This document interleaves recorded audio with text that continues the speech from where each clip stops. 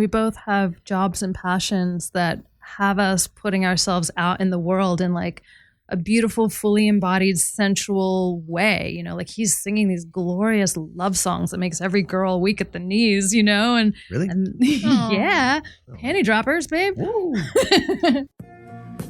Welcome to Follow Your Heartsong, where we reclaim pleasure, break taboos, and awaken to our deepest desires. I'm Rose Heartsong, bringing you raw, unapologetic conversations on sex, spirit, and self-liberation. Let's dive in. Hello, hello. Welcome to Follow Your Heartsong. This is Rose Heartsong. And we are on our 9 o'clock on Saturday nights on KXFM, Laguna's Community Radio. And this show is all about, we talk about the taboo here. So a lot of times we talk about sex, spirituality, holistic health, and just kind of like what it is that lights your heart on fire. What is your heart song? What is it that you want to do in your life that kind of maybe taboo or going against the grain? That's a lot of what we talk about here. And I have a fun little surprise. I have my first couple on the show tonight. I'm so excited it's you two. I have the amazing Hannah Mermaid. For those of you who may know her, she's one of the best, most magical mermaids in the world. Aw, thanks, Rose. Yeah. Such a pleasure to be here. I know. And then Dakota Fox, who is a dear brother of mine, incredible musician, artist, and community leader here in Orange County. Welcome. Thanks, Rose. Appreciate you having me on. I love having you guys here. I'm so excited. One of the things that I was really stoked about, well, I'm kind of like your friends, but I'm also a fan, because you guys have such a sweetness about you, and you share a lot of your love on social media and your beauty in the ocean and your connection with the ocean. And like, I think there's like this beautiful intimacy that you guys have that you kind of crack open a little bit in the world. Thanks for saying that. Yeah. Try to share. You know, we have so much love with each other that it's definitely feels like a cup that's overflowing, and we're like, how do we share this with everybody? So thanks for giving us an opportunity to talk about ourselves. Yeah. And your love. Yeah. Talk about each other. Yeah. And then I've been living in Orange County for about 2.5, almost 3 years now. And I think almost all the people I know and a job I had for 2 years, so much of my life has opened up in Orange County because of you, Dakota, because of the Heartshine. And I really love that the show is called Follow Your Heartsong. My last name is Heartsong, and you have Heartshine. Let yourself shine, baby. And I've actually talked about it here on the show with other people, with Amy and a couple other people as well, Kat as well. Amazing. And just like, I love the space that you hold there. And so I want to dive into like both Heartshine and your love and all the juicy things. So what's like most alive right now for you guys? We have a lot of projects brewing. I do want to just say about Heartshine. Dakota, when I first met him, was one of the first things he brought me to was a Heartshine. And it was so incredible to see him like get up on stage and hold that energy and invite everyone into song and dance and supporting the local vendors and just getting everybody into that loose, juicy space. And I was like, oh my God, this man just stole my heart. He's holding such beautiful space for everybody. So I want to jump right in. Yeah. How did you guys meet? Ooh, we have a fun story. Long story, short story. Medium Version. Medium version. Okay. Semi-PG. You start. Semi-PG. Let's go. I mean, you can go more if you want. We met on a boat, which is very appropriate for a mermaid and an ocean boy. We actually got invited by a mutual friend to this crazy 4-story yacht, luxury yacht, to go out to Catalina Island for this guy's birthday. And I'd only met Dakota once, briefly, for 5 minutes at a little tiny festival. And I'd walked away from that encounter just like all shiny-eyed and bamboozled, saying to my sister, like, wow, that guy is so shiny and beautiful. And I got all the tingles. And so when he suddenly rocked up on this boat, I was like, oh my God, it's that guy. And he came right up to us and he was like, hey, Fraser's sisters. I was there with my sister. And he's like, can I hang out with you? I don't really know anyone here. And we're like, absolutely. We ended up going on this wild adventure out to Catalina Island, dressing up in all these amazing costumes, going out to the one little tiny Catalina club, taking over with 20 of our friends on an absolute roll. We got on a dance floor and then, woo, time stopped. You know, our bodies just found each other and we realized we were in complete synchronicity. So that was the moment where we got really lit up and we're like, oh, damn, we're in trouble. Yeah, I'd say when you can find somebody that makes you just take a deep breath and exhale into their arms, like home, those are the people to keep around. No matter a friend or with a lover, those people that can bring you that yeah, it's so feeling, true. Keep those people around. And then we ended up making out for the first time in a hot tub under the full moon at midnight, overlooking Catalina Island. So on the boat, on a boat on a luxury yacht. So yeah, it was pretty awesome. I'm gonna give my little details to that thing without giving you, without trying to tell you all the details because that's what I love to do. So I wasn't even supposed to be on the guest list. It was a different Dakota actually, and so this guy texted me saying, "Hey, come on the boat tonight." I had no idea it was a 4-story super yacht. I'm thinking it's just some sailboat. We're gonna go out for the night, and I just needed to be on the water. And I was in the middle of grilling my steak and getting my food ready. And I got that text and I just had that intuition saying, literally, I took one monster bite of my steak and I put all that stuff in the fridge and I was in an Uber knowing that I needed to be at that boat, and seeing you guys roll up was like, oh gosh, I do know somebody. Okay, I'm going to go talk to them. What was your first impression of Hannah? Man, that's the queen. That's the mermaid queen right there. I've always been a fan. I knew Hannah before this. And I'd always been a fan of her work and a fan of her voice, really. And you're too shy to come talk to me. It's not my style. I'm like, the mermaid want to be talking to me, though. Oh my gosh, I would love that. So I did. I took that little step right there. When you say her voice, what do you mean? She's a siren, man. Her siren call got me. And that's what it was. Really, landed that one. Woof. It was really cool because the next morning after that, midnight tryst that we engaged in, I asked him, are you good in the water? I've got this little underwater camera. Do you want to jump in the ocean? It's freezing cold. Do you want to jump in and like do a little film of me? He's like, sure, I'm pretty good on the water. And so we jump in. I go down like 20 foot and just like look right up at him and gently float up towards him. And our eyes just locked. And there was this moment of absolute recognition that we belonged in the ocean together. And I was like, oh my God, it's my man.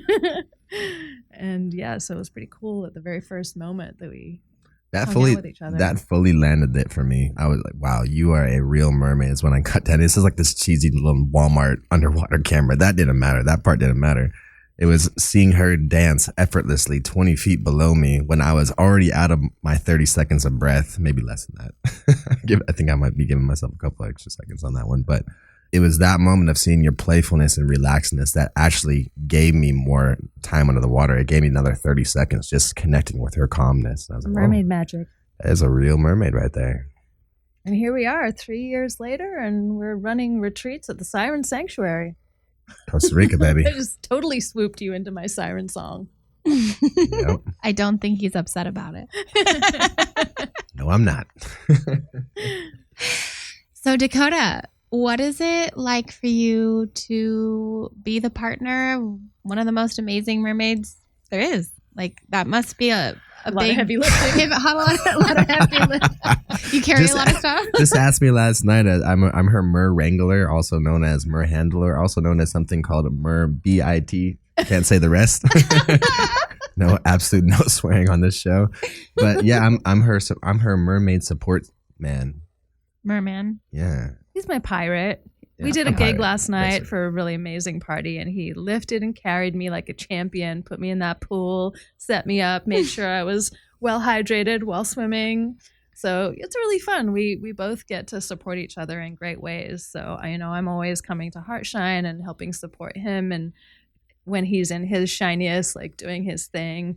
So it feels like a very balanced relationship. It's definitely the most beautiful relationship I've ever experienced. I've never felt my mind, honey. I've never felt a love like this before in my life. Not even close. Talk about a pirate. She knows I'm a pirate for real.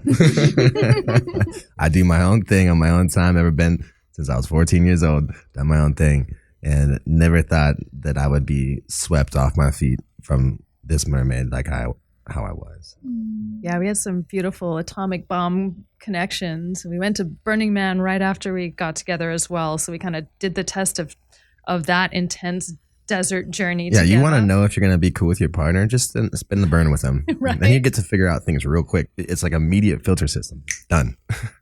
Go through a little challenge, and then I took him traveling to all these other amazing boat adventures within the first 6 months. So we just like put it through the ringer. We're like, wow, we can move through the world together really easily. Yeah.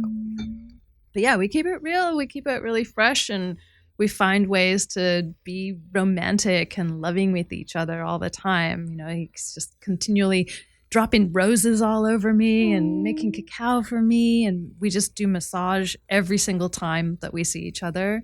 He's like, let me give you a head pull, honey. And so, yeah, it's constantly showing up as if we're on our first date. I love that. I remember I called you, Dakota, to ask you a question before you guys went on your trip, and you were like, I'm going over to Hannah's.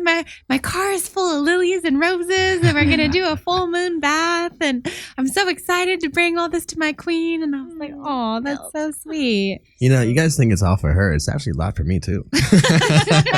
These guys are like, wow, your girlfriend, buying all these roses. They're like, wow, your girlfriend must be. I'm like, no, these are my roses. Yeah. He's such a Taurus. You go to his room and it's just completely covered in roses and good smells and tactile yummy things and plushy fluffy things on the bed. He's like such a lush. We represent for you, men. We represent. Stay out there, ladies. I get that one. I'm on the cusp. So if I was born 26 hours later, I would have been a Taurus. And then my Venus is in Taurus. Lushy energy. I have the same. I love it. And that's one thing that I think you and I have deeply in common is our deep devotion to the rose. I mean, it's my name, so I'm a little biased here, but one of the things I think I loved about Heartshine and I think it is an anchor at Heartshine is the roses. You have such a deep devotion to bringing the roses always. It's an homage to the divine feminine in a lot of ways. Grapes and roses are the sign of abundance, and if we're surrounding ourselves in these, this lavish, we're blessed. It's like I want people to take a step into heaven, and really be spoiled with that feeling, held with that. You're so good at that. And I'm really good at always taking a rose home. Sorry. Oh, I can always count on you to take a rose home, but I always give you the exception. You got the sister pass on that one. Everybody else, I'm like wrangling roses left and right. I'm like putting them back in my vase. I'm like, no, they're out of water for too long. I'm sorry, not sorry. No, go ahead. Free pass for life. Oh, I get the rose privilege. Amazing. Well, I'm just I'm really curious because I've actually never asked you this. What brought you to be a mermaid? That's such a I was that kid thing. I know. Talking about what was you were saying you like to talk about the edge or the taboo. The taboo. Yeah, being a professional mermaid kind of in the taboo. World is kind of taboo. Who does that? Right, because I didn't think I was going to grow up and be a professional mermaid. I thought I was being taboo enough because I was like, I just want to be an artist. And I was doing visual art. I was making pictures of mermaids my entire life. I would make friends by just making pictures of mermaids and say, here, be my friend. When you were a little girl? Yeah. I did make a mermaid tail when I was 9 years old after I saw the film Splash and Daryl Hannah being so gloriously perfect underwater. And then I moved to Byron Bay in Australia, and it was like this big kind of spirit awakening and finding my tribe and freeing myself from any expectations of what I thought I had to show up in the world as. And I just dove into costume creation, performance art, going to markets and bringing arts and crafts and body painting and modeling. And all of these things kind of converged when I got asked to go to a casting for an underwater shoot. And I got there and there was tons of gorgeous young little model girls. And one by one, they got in the water and they looked like dying blowfish. And I was like, what's wrong with everybody? And I got in there and I'm like, I have a minute-long breath hold naturally because I grew up going to meditation ashrams. My mom taught me yoga and I did dance and gymnastics and I just loved swimming and I was obsessed by mermaids. So for me, there was no learning curve. I was just like, I love the water. It's my home. I got in that pool and just showed them what was what, and they were like, you're hired. And the photos I got back from that were still to this day as good as the other photos that I do 22 years later. And so I immediately saw those pictures and they looked like the art I'd been creating my whole life. And all of a sudden I had embodied my art. I had become my art. And I didn't have to spend 40 hours drawing a picture of my fantasy. I was my fantasy. And so that made me super inspired to make a mermaid tale for real as an adult. And at that time, you couldn't go online or find a mermaid tale, or like these days, there's mermaid tails and crowns and tops and all these things and mermaid conventions. And, you know, was not a thing. And so I just started creating my own and making flippers with polyethylene boards and silicone and bolting everything together and making mermaid tales. And because it was so weird and unique, people gave it a lot of attention. And I always put it together with my passion for ocean conservation and saving the whales and the dolphins, which took me to a lot of protests around the world where I stood up for whales and dolphins getting killed. And yeah, in conjunction with the mermaid persona, it was a way to bring attention to that. And so, yeah, the artistry and the ocean conservation and everything just kind of made sense. And 22 years later, here I am. I got like 15 different mermaid tales that I hand created. I've traveled the world. I've been in the biggest aquariums in the world. I've swum with whales and dolphins and tiger sharks. And yeah, it's just been such an epic journey that has led me to Breakfasts with Branson. Breakfasts with Branson. Yeah. We're on a Virgin Atlantic cruise and she's like, I was the judge for the King and the Queen of the Seas mermaid competition. Right. I brought Dakota with me when we first started dating. We just happened to be in the galley, like where everyone was eating food and breakfast. And we're like, hey, that's Richard Branson sitting next to us. Casually.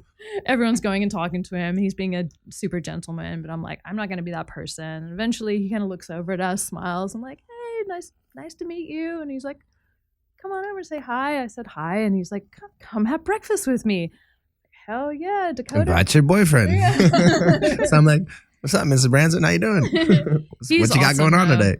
He's actually worked with one of the photographers that I work with a lot. And so he'd given an epic quote for a magazine that had run a story about me doing my mermaid stuff. So there was this beautiful connection where we're like, yo, Branson, thank you so much for that epic quote. He's like, oh, no way.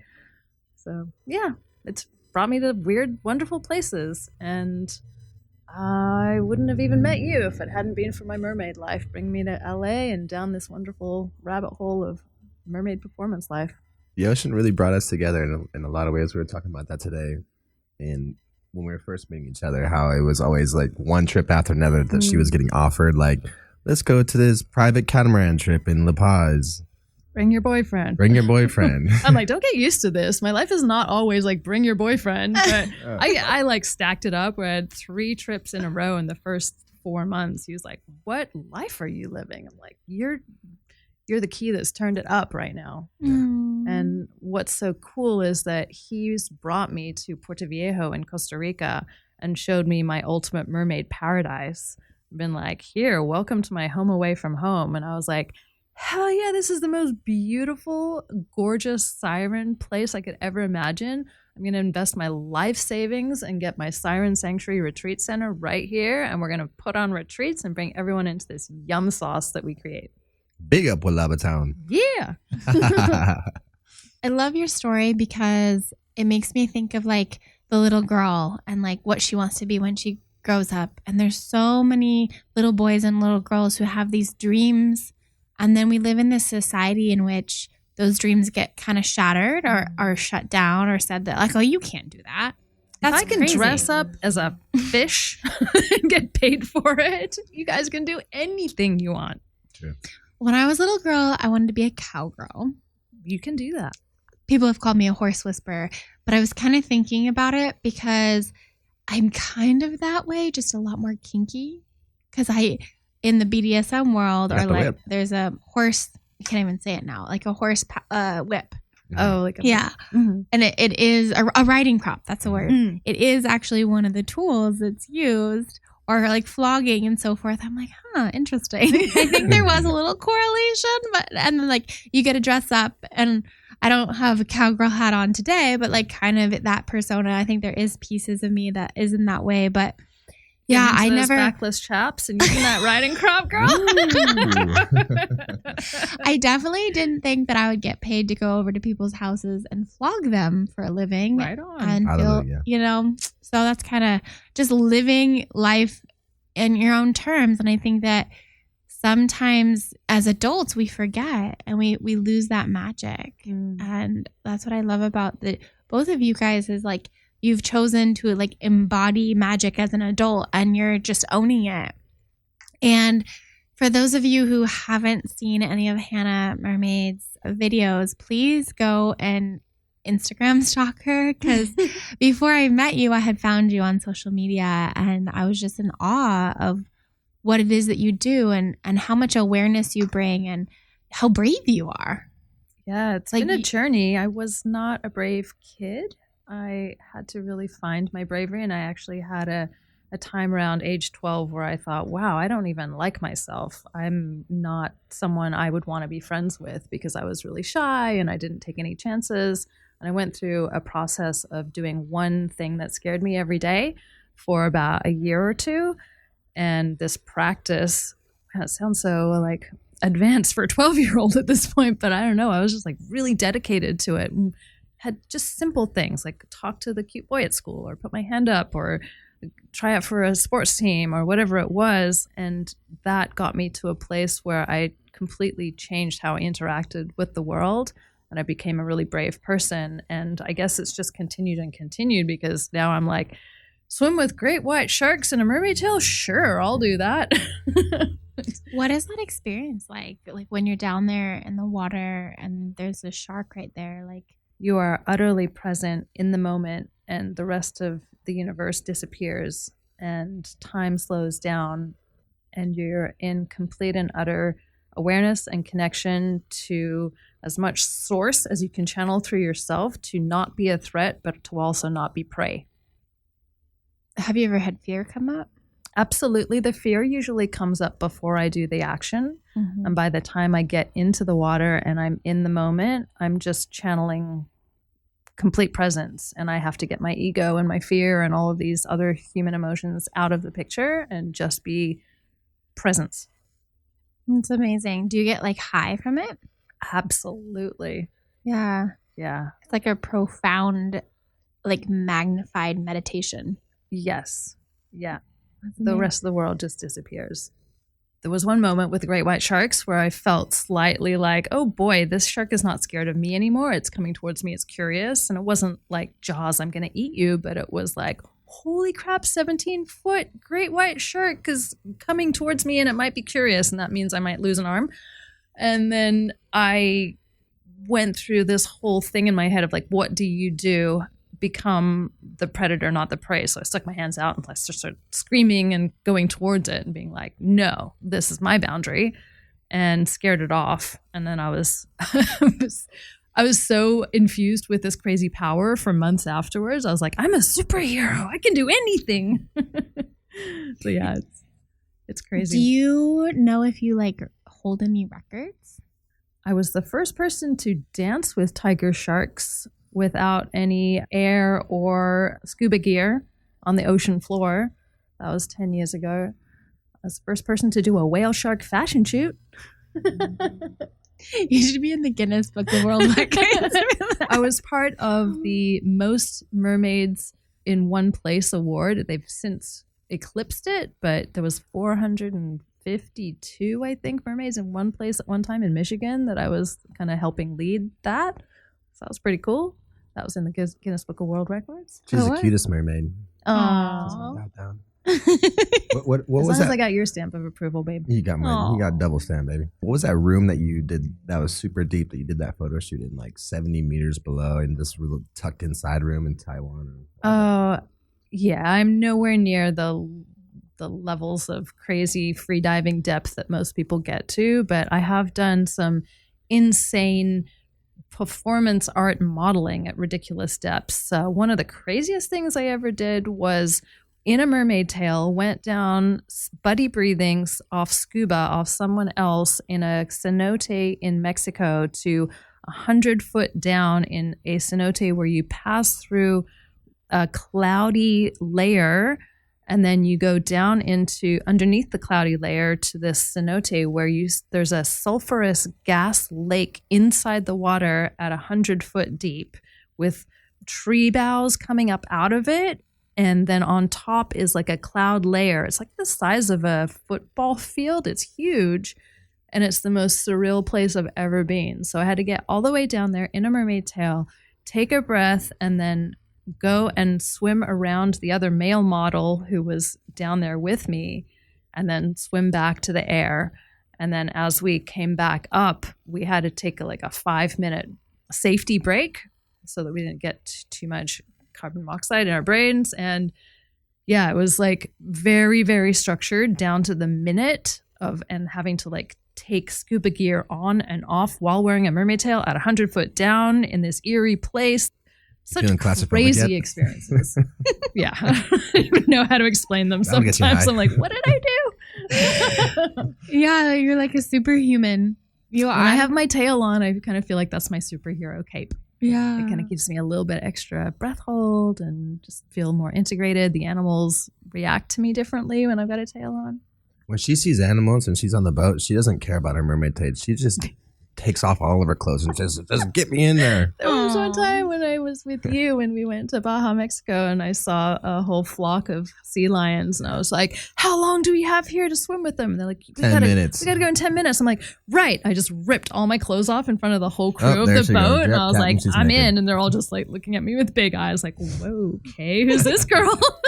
So there was a moment in my self-pleasure journey where I had to get radically honest with myself. I had to stop touching myself in the way that, honestly, if somebody else touched me like that, I'd be so freaking annoyed. Too fast, too rough, definitely too disconnected. And I realized I had been bypassing me. The crystal wands and dildos from Yoni Pleasure Palace became a part of my sacred turning point.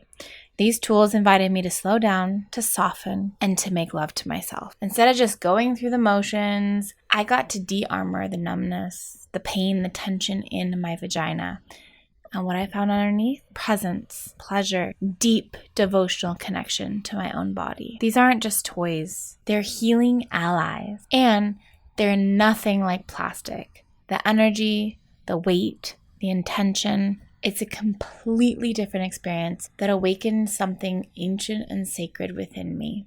And it can do this for you too. My orgasms are deeper, my body feels alive, and my relationship with my own pleasure, it's completely transformed. So if you're ready to reclaim your sensuality in the most beautiful embodied way, I invite you to explore them for yourself. Visit yonipleasurepalace.com and use the code Rose Heartsong, ROSEHEARTSONG at checkout for 10% off your first order. Your body is sacred. Your pleasure is your birthright. Treat yourself like the divine lover you are. Now let's get back to that episode. Hannah Mermaid. I love that so much. That's so fun. And it goes to show that we can do anything that we want to put our minds to. If we have a desire, it's possible, I believe. And some people's desire is to go to the moon. Yours is to go 100 feet down in a cenote. And, they're both very wild and dangerous and unique and mysterious, right? And I love pushing my own boundaries. It's really fun. Yeah. But what I love about our relationship is that we're both everything weaves in together. And so I was just thinking about how I've been able to bring the mermaid thing. Like Dakota started doing underwater video of me, and then we used that video in a recent music video that he created with his song. And then I'm able to star in his music video and then support him. And it's just all weaving together in this beautiful way. So, I go out in the world and I see a lot of people like in the kind of more spiritual conscious communities, more aware. And I feel like I don't see couples in devotion to each other that often. And I feel like you guys are really good at that. Mm-hmm. And I mean, like, obviously there's a profound chemistry between you, but what do you think it is that makes it so effortless? Or maybe it's not. Maybe I'm just making it up from seeing on the outside to like be in so much devotion to each other. She makes it easy. I wake up every day laughing and saying, I love you. And it's so easy. And she's my little pearl, She's really, the best gift that I've ever received. And when it's effortless, it's easy, it's fun. You wake up in such a loving place with each other. And, we got each other's backs in that way. And it's that feeling of home, Yeah, I think it's just deciding that this is worth more than any of the momentary challenges that come up. Because, with every relationship, you have like moods and challenging moments or whatever. But we're more committed to showing up with love and support with each other than letting those little moments get in the way. And we have a good way of just kind of, like might get a little crunchy and then we just let it go, or just like make a joke, or just get back to a love and just hug each other and just hold each other and get past the mental stuff that gets in the way sometimes of just connection with another human being. Like you have I wish you could just teach all men how to hold a woman and how to massage a woman and just bypass when things kind of get difficult in the brain to just be in that love space in the body, just embody it. How did you learn that, Dakota? Because before we were getting on the show, we were talking a little bit about it. And I was thinking earlier, there's the concept of the ladies' man, right? And in our society, ladies' man is kind of seen as not necessarily a positive thing. And in the fact that a man who's supportive to women and connects with women, while not seen as a positive thing, I feel like almost shames men away from being in support and devotion to the masculine. So and I know that you've shared your story a little bit with me. You just said you've been on your own since you were 14. So how did you learn that? And for context, for those listening, at Heartshine, Dakota holds such a beautiful space. Like all the men that show up there are so clean and respectful and have such incredible boundaries. And if they don't, you kind of get them out, which I really... He's on patrol. He's on patrol. Long story short. Yeah. So, you really emanate it, and the frequency you hold and the people around you and everything are in that frequency, which is incredible and rare. It gives such beautiful permission for the women that come to be in their juicy, embodied state and feel free to let loose on the dance floor and not have creepers coming in. So yeah, it is a really safe space. And then, the men that do come are just so respectful and hold that energy so the women can get all yummy and then just back and forth until the energy just flies off the handle and we have a great time. So how did you become this? We're going to find a new word for ladies' man. Right. We'll find it. If anyone's listening has a better word, let us know.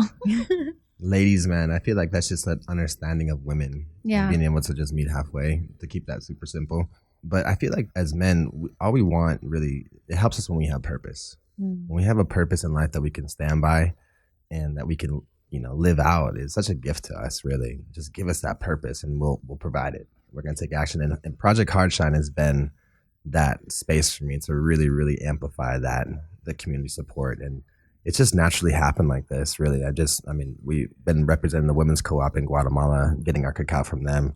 And it's kind of echoed into now we're supporting women vendors with a place to share their businesses. And it's just been this blossoming thing for our community here in Orange County. It's kind of silly that we don't have anything else really quite like it, I feel like. But I don't think we have anything quite like it, in LA or San Diego. People come. It's a unique vibe. Yeah, people come from both ends to come. And for those of you listening who don't know what Heartshine is, Project Heartshine. Project Heartshine? Yeah. What are we talking about? At Project Heartshine on Instagram. Let me just get that out of the way. But it's a community effort to get all of our funkiest, cool, permissionary peoples and just saying, we want you to let yourself shine, really. We want to support whether it's your business that you got going on, you want to vend, or whether it's an artist wants to get up on stage with us and sing with us. It's a large scale, a large variety of different people that provide the vibes that we hold the container for. What would you say, Des? It's a really fun event where there's live music and there's always new different musicians coming in, and the way that you kind of conduct and hold that energy of like bringing different musicians together in a cohesive jam session where it's like, how on earth are you playing this epic music and you didn't even practice? Like somehow you just conduct that. And then there's always a super fun DJ that makes us just shake our booties like crazy. There's live artists painting. There's always something random. There's someone blowing bubbles from the second story. There's great lighting. The environment's really cool. It's like someone's living room that they've decorated from top to toe with beautiful, funky posters and art and flowers and everything. And yet it's also in a really high-end event space because you've got a great little stage and sound system and upstairs, downstairs. There's healing going on. There's massage. There's just really good, funky, fun, open-hearted people that are super friendly, not judgmental. And yeah, it just seems to weave an epic thread through the community. And I've heard so many people say, oh, we got together because we met at Heartshine, or I started my business because of somebody that I met at Heartshine. So it's a real it's a meeting place for people to germinate their dreams. It's a lighthouse. I try to see it as that too. In especially in a day and age, I feel like where spirituality can be kind of made, I don't know, what's the word, culty in some way, or and like fluffy, performative. It has to be performative or whatever it is. And honestly, that's where I want to throw down Heartshine, to be just as raw, real, as funky and original as we possibly can. And with the live music aspect, that's why we keep it like that, because I don't even know who's going to show up. I mean, that's really what it is. And if it's just me, that's okay. Because it's going to be raw, real, funky and from the heart either way. I say Heartshine is like, it's a monthly gathering, usually on a Saturday night. And it goes from like 9 till 2 or 3 in the morning. And it's like a mini festival, a sober mini festival with cacao and heart opening experiences. There's always an epic DJ. Chayu comes a lot, who actually has a show here on Friday night. Chayu. And there's a tea lounge upstairs. It's a really good way to connect. And I think it's like a really great place. Like it really brings in good humans. Like it magnetizes really high vibe, high quality human beings. And so, but you didn't answer my question. Oh, I'm sorry. Let's go back. How, Dakota Fox, did you get to become this like ladies man? The non-ladies ladies man. Understanding women, I think, obviously I have a sister, so that helps a lot, really understanding women. And we went through a lot of adversity together growing up. And me kind of being young and kind of being a defender of my mom, I feel like in a lot of ways too, just made me be on more of a nurturing side of the masculine that I always was aware of, really. And then honestly, meeting incredibly caliber queens when I was young that just leveled me up, showed me how to love a woman properly, and I owe it to them, honestly, for tuning me up right. And yeah, God bless those queens. About you, Dakota, is that you've always generally been with women that are a little bit older than you, and culminating in a decent age gap between us. But it feels like we have the same soul experience. Like we never think about age when we're together at all. No. But I do think that has really up-leveled you. Like you said, you've like been with women that know how to show up in the world as their full expressed queendom. And the youngest girl I've dated in the last 10 years was out of the 4 women were 35. And you're 33 just. That was, starting at 23 or so. Yeah. But they were always about 10 years older than me. Why do you think you go for older women? I just felt I mean, I don't write it like this. It's a spirit putting us together. It just happened. Like, this is your queen. Boom. That's it. And when you know, and it's that simple, Because like that's taboo, right? Like a lot of times we live in a world where like usually the man's older and the woman's younger, or men will date younger. It's very normalized. Mm. And then also, Yeah, what's a name for a man that dates a younger girl? I don't know if there is one, but then as soon as you're a woman that dates someone younger, you're a cougar. Cougar hunter. Yeah. You're like this Dare you. predatory thing, you know? I know. Like, what? Right. yeah, Nobody questions that if the dude's 10 or plus years older. or 20 Yeah. even. Like, it's very normalized to date younger women, and it's not normal. I think it And- takes a more solid man, too, in his own power to be with a woman that's older and not feel threatened, you know? Exactly. That's what I was going to say is, like, a lot of times I feel like, you know, I'm a strong, independent woman, does things on my terms. I know what I want. And a lot of men are actually intimidated by that and overwhelmed by it. And I'm sure you've had that experience in your life as well, Hannah. But, like, that isn't something that you are, Dakota. Like, you have strong women around you all the time. Mhm. And, like, is that from your sister, or what brought you to want to date older women, or, like, you know, because, like, a lot of men can become little insecure boys sometimes. Well, being secure in yourself helps out a lot. When you're secure in yourself, and I felt like, you know, when you're facing adversity young, you get to get yourself thrown to the fire. And knowing that I needed to be surrounded by good people, you know, my coach was always saying iron sharpens iron. So I was really on to trying to surround myself with good people growing up. And I mean, luckily that's what supported me. I had good community around me, which is another reason why I've, started Project Heartshine, which I knew the importance of it, having chosen family around.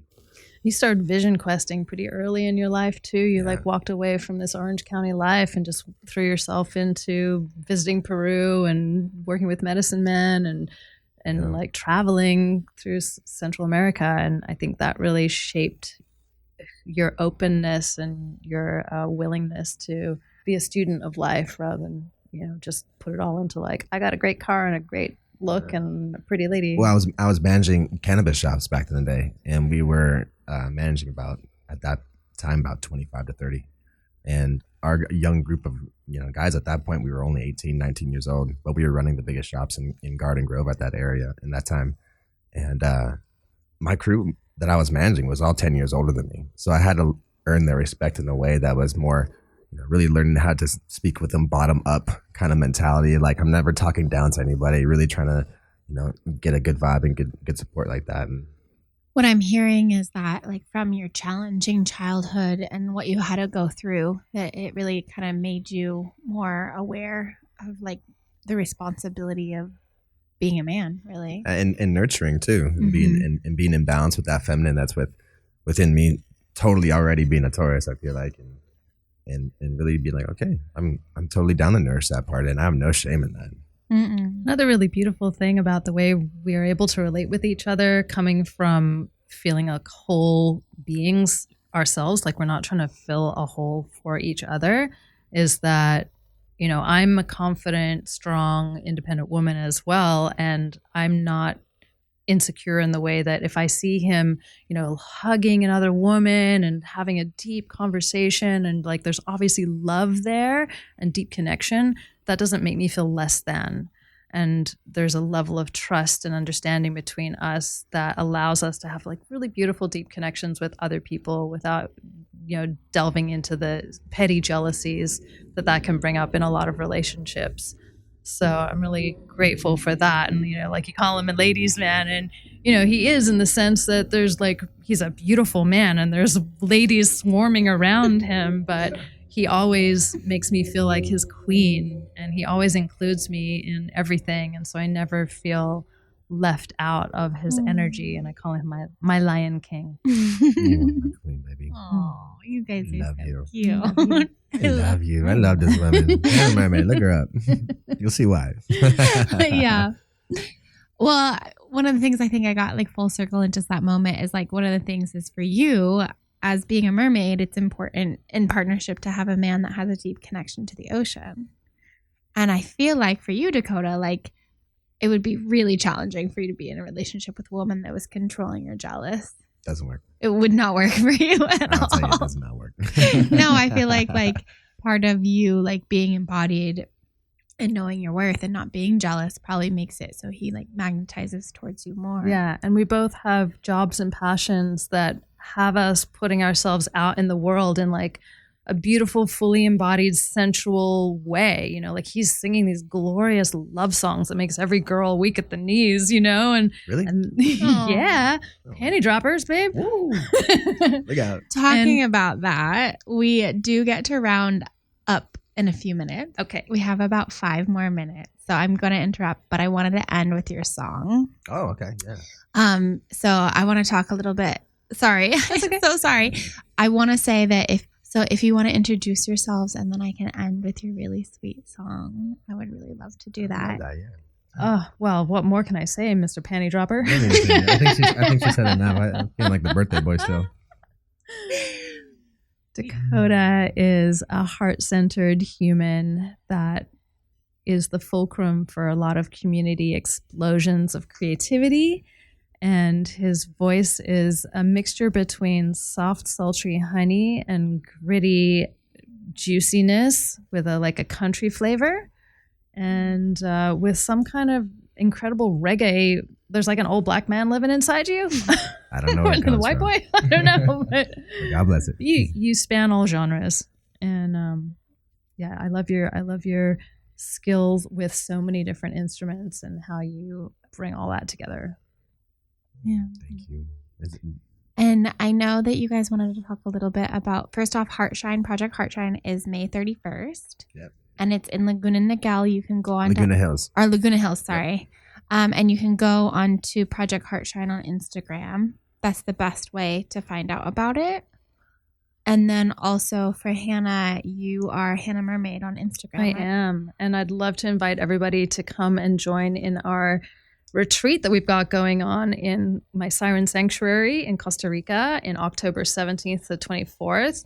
It's Heartshine Siren Sanctuary. Join us for 7 days of ocean swims, nature excursions, music and movement sessions, and healing rituals, and heart-centered practices designed to reconnect you to joy, purpose, and community. So we're going to have so much fun. We're going to be in the ocean. We're going to be singing songs. And Dakota and I are just going to bring all of our passions and infuse them into this week of glorious nature activity. Sounds so incredibly magical. And if they want to learn more about that, yeah, you can just go to Hannah Mermaid or Siren Sanctuary Costa Rica on Instagram. And you can reach out to them there. And then also your music is Dakota DakotaFox.music on Instagram. Okay. Yeah. And then so there's Project Heartshine and then DakotaFox.music. And Dakota Fox photos, because I will make you look great. He's just these two are just the most creative, magical, amazing beings, and I wish I could have you on for 2 more hours and continue having this conversation. But I genuinely appreciate you. And one of the things that I wanted you guys on the show tonight was during your birthday, Dakota, we were praising you.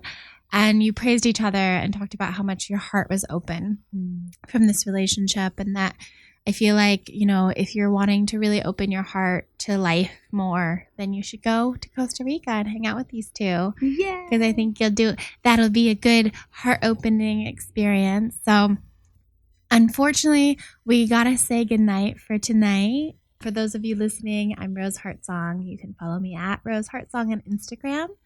And roseheartsong.com. This is Follow Your Heartsong. And I'm going to end with original that has never been released. It's not even mixed or mastered. This is raw as real as it gets right here. So enjoy it, Laguna. On my phone only, so you can't get it anywhere else. Have a good night. Here we go. Here it goes. Yes, I'm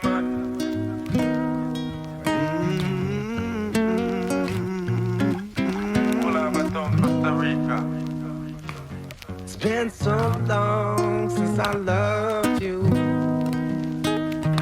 I've been counting the days, watching them pass by. Tripping over my shoes again, thinking about you again. Picking me up and I'm falling behind. Yeah. Counting the days, watching them pass by. Tripping over my shoes again, thinking about you again. Picking me up and I'm falling behind, yeah. Your love, pure life force got me glowing right.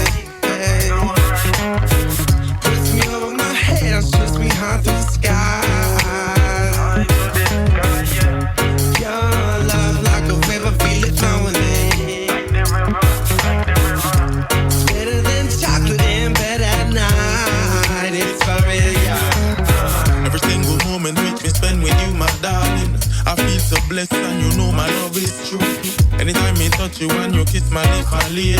You hold me tight and you don't want let me go.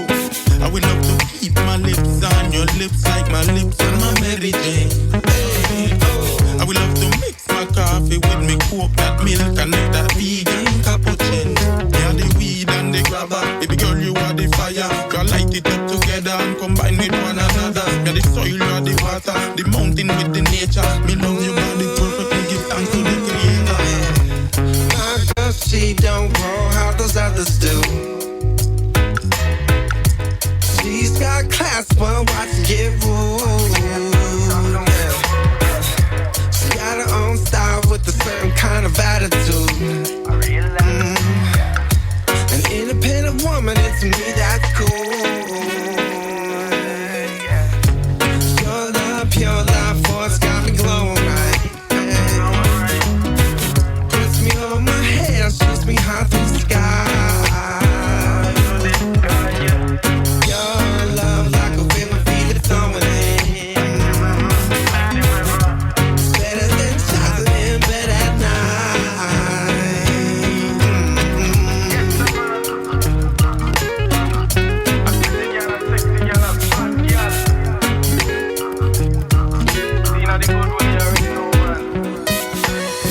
She a bad girl, but in a good way. She know she a me style, so she know I go play. She give me loving all night till the next day.